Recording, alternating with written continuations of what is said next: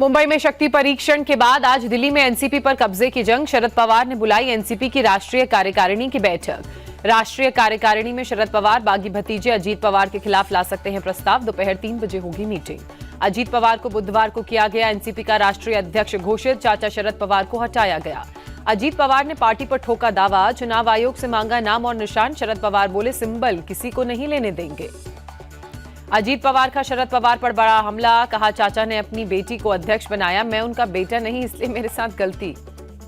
अजीत पवार का चाचा शरद पवार को खोला चैलेंज। कहा जहां जहां वो जाएंगे वहां उनके खिलाफ रैली करूंगा।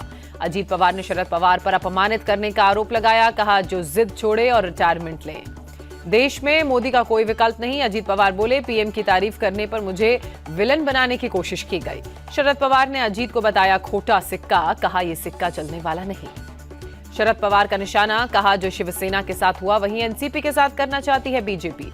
अजीत पवार के बयान के बहाने शरद पवार का केंद्र सरकार पर तंज। कहा जिसकी विचारधारा देश हित के खिलाफ है उनके हाथ में सत्ता है।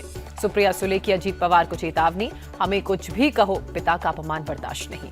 अजीत पवार पर सुप्रिया सुले का पलटवार। कहा शरद पवार की राष्ट्रवादी का असली चेहरा, उम्र सिर्फ एक आंकड़ा। बीजेपी देश की सबसे भ्रष्ट पार्टी और हमारी लड़ाई बीजेपी सरकार के खिलाफ। सुप्रिया सुले का बीजेपी पर निशाना। जब शिवसेना की विचारधारा अपना सकते हैं तो बीजेपी से क्या आपत्ति। प्रफुल्ल पटेल का बयान। एनसीपी नेता जितेंद्र राहवाड़ ने अजीत पवार पर साधा निशाना। कहा किसी के घर में न आए ऐसी स्थिति जब बेटा पिता से कहे आप बूढ़े हो गए हो। शरद पवार के समर्थन में बोले जितेंद्र राहवाड़। कहा 46 डिग्री सेल्सियस गर्मी में भी वो इन विधायकों के लिए मांगते थे वोट, ये उनकी गलती। जितेंद्र राहवाड़ ने कहा उनको किसी न किसी का विलन तो बनना ही था, इसलिए मुझे बना दिया। अजीत पवार को राष्ट्रीय राजनीति नहीं गांव खेड़े की राजनीति में दिलचस्पी, इसलिए उठाया ये कदम। जितेंद्र राहवाड़ का दावा। अजीत पवार के रिटायरमेंट वाले बयान पर अनिल देशमुख का पलटवार। 82 साल का शेर अभी जिंदा है। एनसीपी विधायक रोहित पवार का बयान। उम्र मायने नहीं रखती। शरद पवार जब लोगों के पास जाएंगे तो पता चल जाएगा कौन किसके साथ। 2024 चुनाव में शरद पवार की दिखेगी ताकत। विधायक शक्तिकांत शिंदे का बयान।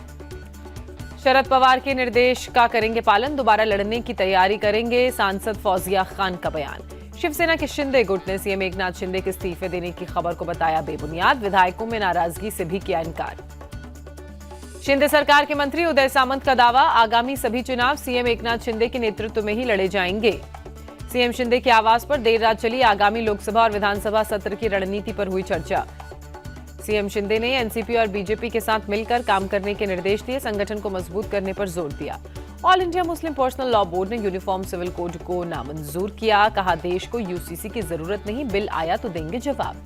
एआईएमपीएलए ने यूसीसी को शरीयत के खिलाफ बताया। कहा यूसीसी के जरिए अलग अलग धर्मों और संस्कृतियों की आजादी को चोट पहुंचाई जा रही है। बोर्ड ने यूसीसी पर लॉ कमीशन के पूछे गए सवालों को बताया गलत। कहा कमीशन जवाब हां या ना में चाहता है, जबकि ये कानूनी मामला। बोर्ड ने लॉ कमीशन को भेजा 74 पन्नों का ड्राफ्ट लिखा। यूसीसी का मकसद मुस्लिम पर्सनल लॉ बोर्ड को खत्म करना है। बोर्ड ने 21वें लॉ कमीशन का हवाला देते हुए पूछा उसमें यूसीसी को बताया गया था गैर जरूरी, तो किस मकसद से लिया जा रहा है बदलाव का ये फैसला। एआईएमपीएलए ने सुझाव मांगने के लिए 30 दिन की अवधि को बताया अपर्याप्त। मुसलमानों के खिलाफ माहौल बनाने की प्रक्रिया पर रोक लगाने की अपील की। बोर्ड ने गोद लेने और उत्तराधिकारी को बताया धार्मिक प्रक्रिया। कहा इस्लाम को मानने वाले कुरान, सुन्नत और फीका में दिए आदेश को मानने के लिए बाध्य हैं। बोर्ड ने कहा भारत संविधान से चलने वाला लोकतांत्रिक गणराज्य, किसी पार्टी को चुनावी फायदे के लिए यूसीसी का शगुफा नहीं छोड़ना चाहिए। पर्सनल लॉ बोर्ड के प्रवक्ता मौलाना सज्जाद नोमानी ने यूसीसी को बताया राजनीतिक हथकंडा। कहा इससे सिर्फ मुसलमानों को नहीं बल्कि आदिवासियों को होगा नुकसान। समाजवादी पार्टी के सांसद शफीकुर रहमान बर्क का अनोखा बयान। कहा यूनिफॉर्म सिविल कोड लाने से रुकेगी देश की तरक्की। शफीकुर रहमान बर्क बोले यूसीसी से देश में नहीं होगी एकता, पैदा होगी परेशानी, देश में होंगे झगड़े। संभल सांसद ने यूसीसी को बताया मजहब का मसला। कहा इसे पॉलिटिक्स से रखना चाहिए अलग, यूसीसी पर कोई सौदा नहीं किया जा सकता। यूसीसी पर दिए मायावती के बयान को शफीकुर रहमान बर्क ने बताया गोलमोल। कहा साफ तरीके से अपनी बातें कहें। महाराष्ट्र कांग्रेस कोर कमेटी की आज सुबह 11:30 बजे गरवारे क्लब में बैठक। मौजूदा राजनीतिक हालात पर कांग्रेस करेगी चर्चा। बैठक में विधानसभा में नेता विपक्ष के पद पर होगी बात। एनसीपी और शिवसेना के कमजोर पड़ने पर अन्य छोटे दलों को साथ लाने पर भी हो सकती है बैठक में चर्चा। दिल्ली में आज राजस्थान कांग्रेस की अहम बैठक। पार्टी अध्यक्ष मल्लिकार्जुन खड़गे, राहुल गांधी की अध्यक्षता में 11:30 बजे होगी बैठक। सचिन पायलट सहित कई मंत्री होंगे बैठक में शामिल। प्रदेश कांग्रेस अध्यक्ष और राजस्थान के प्रभारी भी रहेंगे बैठक में मौजूद। CM Ashok Gehlot video conferencing के जरिए बैठक में शामिल होंगे। साल के अंत में होने वाले विधानसभा चुनावों की तैयारियों पर बैठक में होगी चर्चा। उद्धव ठाकरे 9 जुलाई से करेंगे महाराष्ट्र का दौरा। बुधवार को मातोश्री में हुई बैठक में लिया गया फैसला। एनसीपी में फूट के बीच उद्धव ने बुलाई पूर्व विधायकों की बैठक। सभी को अपने क्षेत्र के मुद्दों को हल करने के निर्देश दिए। केंद्रीय गृह मंत्री अमित शाह देर रात रायपुर पहुंचे। आज बीजेपी कार्यालय में पार्टी के सीनियर लीडर्स के साथ करेंगे बैठक। अमित शाह छत्तीसगढ़ विधानसभा चुनाव की तैयारियों का जायजा लेंगे। कार्यकर्ताओं से भी करेंगे मुलाकात। सीएम शिवराज सिंह चौहान आज सीधी यूरिनेशन कांड के पीड़ित से मुलाकात करेंगे। पीड़ित परिवार और पीड़ित से सीएम आवास में होगी मुलाकात। यूरिनेशन कांड के आरोपी पर लगा एनएसए। सीएम शिवराज सिंह चौहान के ऑफिस का ट्वीट, कहा जरूरत पड़ी तो अपराधियों को 10 फीट जमीन के अंदर भी गाड़ देंगे। सीधी टॉयलेट कांड के आरोपी के घर बुलडोजर एक्शन। बुलडोजर से प्रवेश शुक्ला का घर गिराया गया। कमलनाथ ने सीधी घटना को आदिवासियों का अपमान बताया। कहा बीजेपी नेताओं पर चढ़ा सत्ता का नशा है।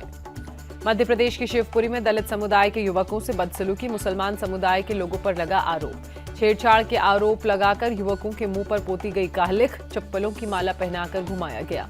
मामले में पुलिस ने 6 आरोपियों को गिरफ्तार किया। एक आरोपी फरार, तलाश जारी।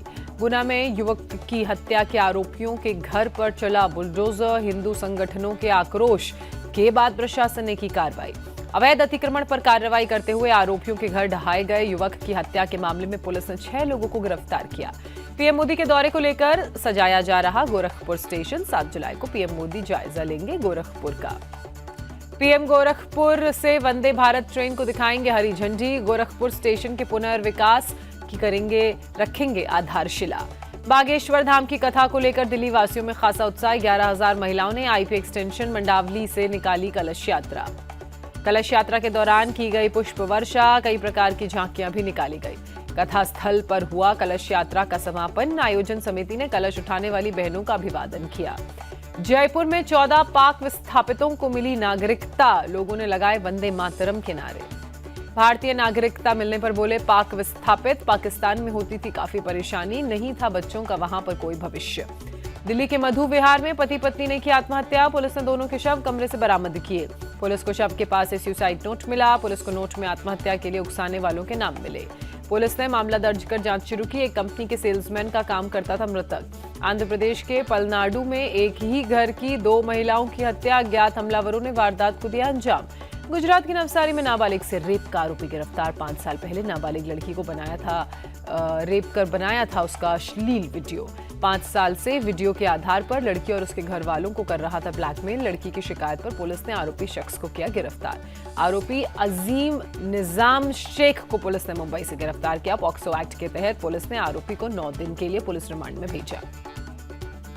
उत्तर प्रदेश के नोएडा में नोएडा अथॉरिटी के खाते से 3 करोड़ 80 लाख रुपए का गबन। अथॉरिटी ने एफडी के लिए बैंक में जमा किए थे रुपये।